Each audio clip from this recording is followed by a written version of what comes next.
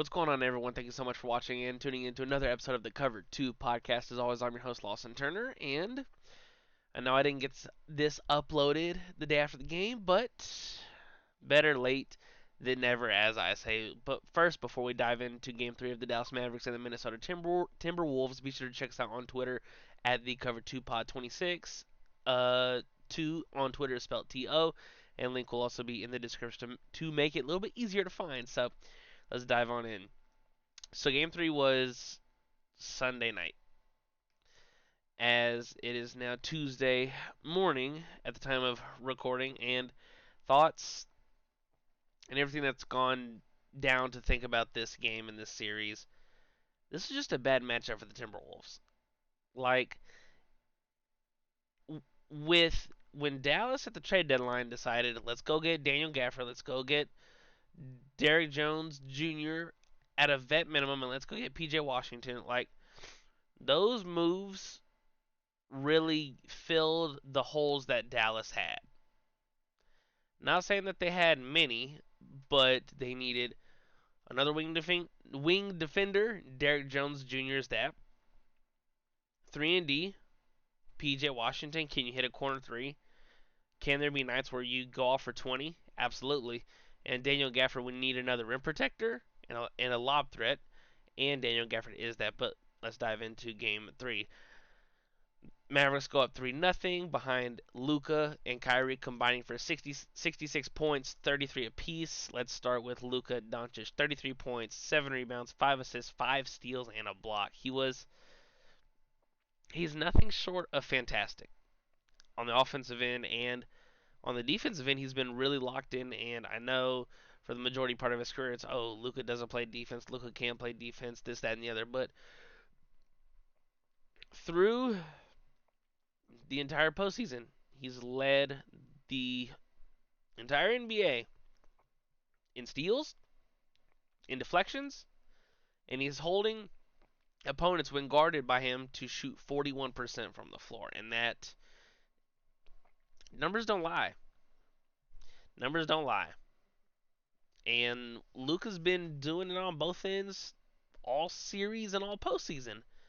When his team has needed him to, not saying he'll lock up Ant, but, you know, when I don't think Luka is someone that if he's locked in on the defensive end, you can't just say, okay, whoever Luka's guarding, come bring him in the action, come let him set a screen and let's try and get a switch.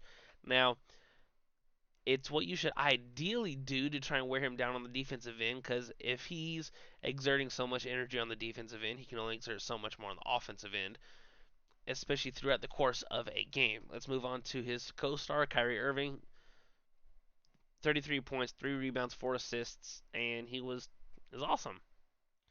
And then PJ Washington was very very solid too. 16 points, 8 rebounds, 5 of 10, 2 for 6 from 3.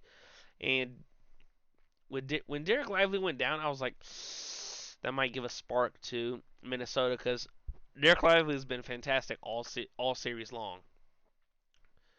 And I say all series long, even though he only played the 2 games and 9 minutes into Game 3 on Sunday night.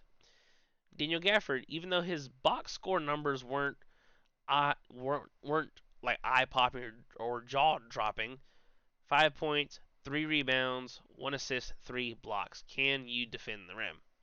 And he did a very good job of that once again.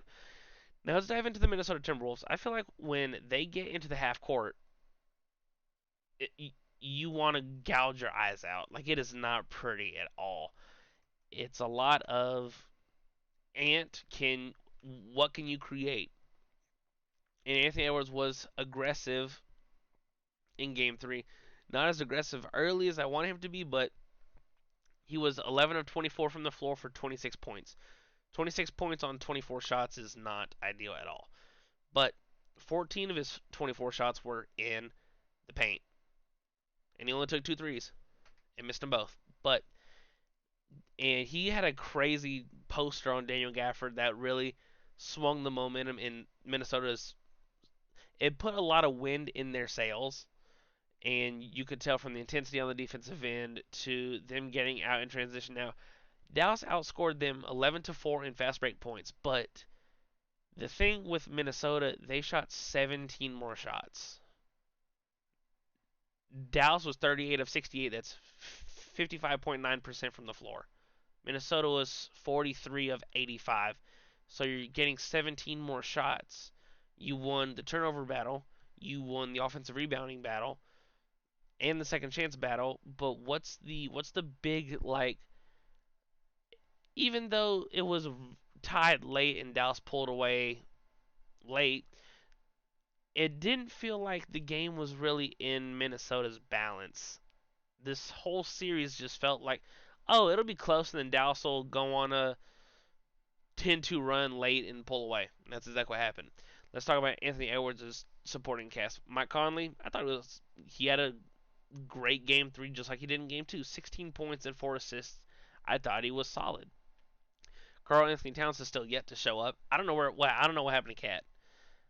Not saying that he was a world beater in the Denver series, but he was a hell of a lot better than what he's shown against Dallas. And I don't know if it's the size of PJ Washington that's kind of getting in Cat's head. Not saying that he's big enough to guard Cat, but it's like Cat's a 7 footer, and PJ's what 6'7", 6'8". So you're having a guy 4 inches shorter than you, and to Cat did show me one thing though in Game 3. His I thought that the first two games he was reluctant to get into the lane and drive with the ball in his hand, and he was not afraid. Now he only scored 14 points and had 11 rebounds. Excuse me, and was 5 of 18, 0 for 8 from three.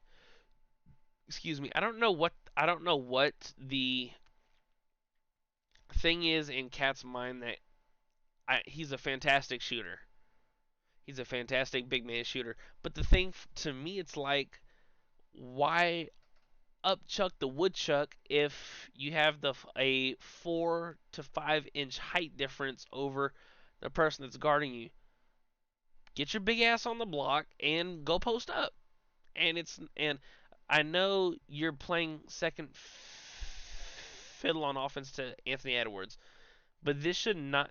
It's a math problem, Cat. You are too big, too strong, and you're not faster than PJ, but you're quick. You're I feel you're more. I feel you're quicker than him, offense to defense, than vice versa. And I don't know what I I I have no clue why Cat essentially refuses to play like a big. You're 7 feet tall. Go play your size. Don't stand on the perimeter like a two guard. Even though you can shoot it, but you haven't been shooting it all series long well. Like I mentioned, 0 for 8 in game 3. Cat's got to be better. Jaden McDaniels, another good offensive game. 15 points, 6 for 8 from the floor, 3 for 4 from 3. The key run to me, when you look at the last 7 minutes, from the 7:06 point to the 27-second mark, it was it was tied at 100, and then Dallas from the 7:06 mark goes outscores Minnesota 18-5 over those 6.5 minutes, and it's just a bad matchup for Minnesota because we see him steamroll Phoenix, and Phoenix doesn't have a rim protector. And what does the Timberwolves superstar Anthony Edwards like to do? Drive, get to the lane, dunk, layup, points in the paint, getting 2 feet in the paint. And then you look at when they beat Denver in 7 last series, it's like, okay, well, Jokic isn't a good rim protector. Aaron Gordon's too slow to guard and on the perimeter. He'll just blur it past him and get into the paint. Michael Porter Jr. didn't want any of them problems. And so Denver doesn't have a rim protector, and then they run into the Dallas Mavericks, who have two fantastic rim protectors. For as much shit as Daniel Gafford gets, he is a fantastic just shot blocker and rim protector. And Derek Lively as a rookie, I haven't. What more can I say that I haven't said over the first two games? Sensational. Now, Dallas, not only did they win the 3-point battle, They essentially crushed it. They were 14 of 28. That's 50%. And Minnesota was 9 for 30. It's 30%. Dallas destroyed on the free throw line. They shot 26 of 31. That's 83.9%. While Minnesota only shot 17 and was 12 and hit 12 of those free throws. That's 70.6%. Minnesota, it's do or die tonight. Flat, plain, and simple. Let's not worry about forcing Game 7. Let's just worry about the first one if you're Minnesota. And for Dallas, you saw what Boston did, which I'm going to be going over in next video that you guys are going to see later today. But it Dallas knows what needs to happen. The finals start next Thursday. Win, lose, or draw after tonight. So Dallas, go back home. Not back home in Game 4, but in Game 4 at home. Defend home court, and then enjoy the 8-day rest you're gonna have because 9-day rest period. Next Thursday is gonna be this is it. There's no there is no reason Dallas can't complete the sweep.